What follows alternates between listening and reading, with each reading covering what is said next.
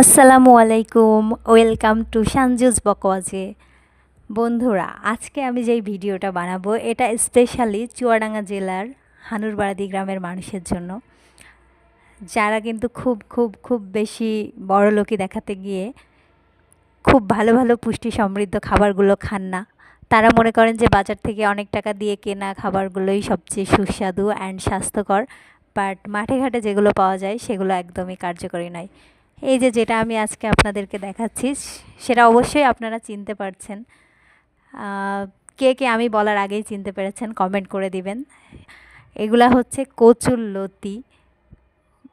কচুরলতি বলে ঢাকাতে। তো এই কচুরলতিগুলা কিন্তু এখানে ৮০ টাকা কেজি দিয়ে কেনা হয়েছে। মানে যেই কচুরলতি আমি জীবনে গ্রামে থাকতে কখনোই খাইনি, সেই কচুরলতি এখানে ৮০ টাকা কেজি করে কিনে আজকে আমি রান্না করব কচুরলতি অ্যান্ড চিংড়ি মাছ একসাথে।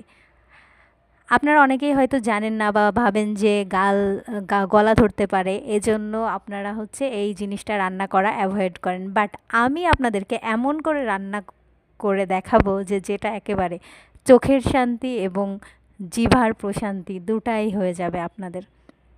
তো এটা করার জন্য কি কি লাগবে সেটা তো আমি আপনাদেরকে একের পর এক দেখাচ্ছি। প্রথমেই আমি কচুরলতিটা বেছে নিয়েছিলাম আর কি, ছোলা ছাড়িয়ে নিয়েছিলাম। গ্রামের ভাষায় বলতে হবে যে হচ্ছে বেছে নিয়েছিলাম আর কি। তো এরপর আমি নিয়েছি চিংড়ি, যেটা ছিল সেটা পরিষ্কার করে নিয়েছি। চিংড়িটা অনেক ছোট ছিল, সো আমার একটু কষ্টই হয়েছে, যদিও আমার হোম মিনিস্টার আমাকে একটু হেল্প করছে। তো এবার আমি নিয়ে আসলাম সেটা হচ্ছে যে এই রেসিপিটা রান্না করা কিন্তু একেবারে হুবহু মাংসের মতো আমার কাছে মনে হয়েছে।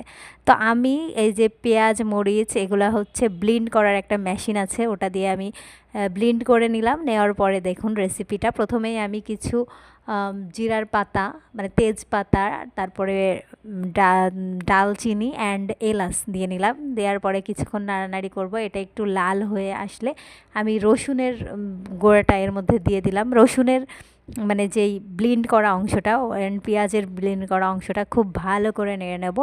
অ্যান্ড নেওয়ার পরে আস্তে আস্তে কিছুক্ষণ ধরে নাড়তে হবে আর ভালো করে কষাতে হবে।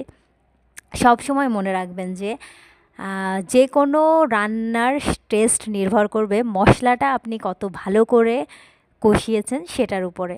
তো আগে আমি নিজেও কোনো রান্না পারতাম না। যখন আমি গ্রামে থাকতাম তখন দেখা যেত পড়াশোনার পাশাপাশি বাসার সব কাজই করতাম, কিন্তু রান্নাটা আমি করতে পারতাম না, কারণ আম্মু করতেও দেয়নি। আর দ্বিতীয় কথা হচ্ছে যে পড়াশোনা করে এত কিছু করা সম্ভব না, প্লাস আমার